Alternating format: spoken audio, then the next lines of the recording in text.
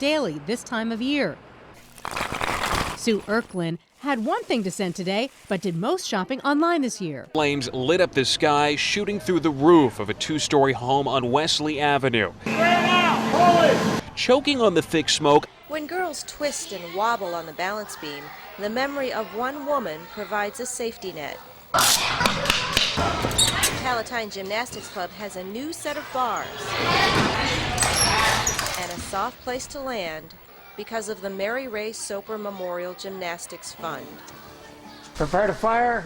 Ready, aim, fire. Aim, fire.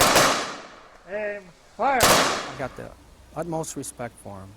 Bugler Ed Croby, the flag presenters, and the Wilmington Honor Guard are unsung patriotic heroes for helping family members say their final goodbyes to loved ones who served our country.